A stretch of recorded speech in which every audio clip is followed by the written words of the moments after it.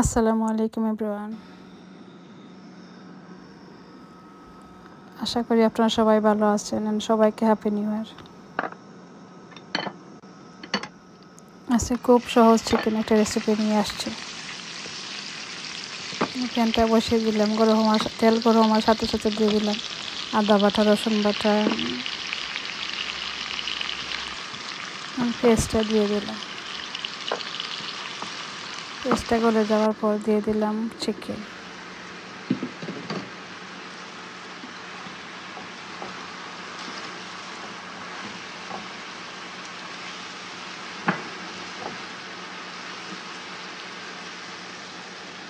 দিয়ে দিলাম সব গুঁড়া মশলা।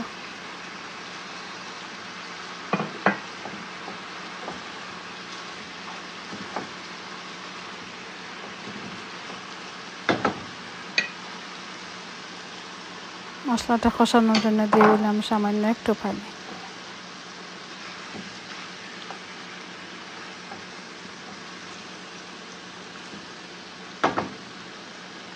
এই তো খুব তাড়াতাড়ি চিকেন রান্নাটা আমার হয়ে গেছে।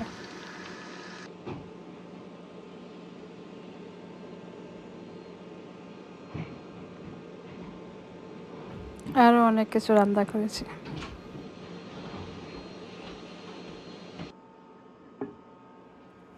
এই তো আমার চিকেন বোনা কারি, ইলিশ মাছের ডিম দিয়ে আলু দিয়ে ভাজি, মূলা দিয়ে বোয়াল মাছ। সাবস্ক্রাইব করবা আমার চ্যানেলটাকে।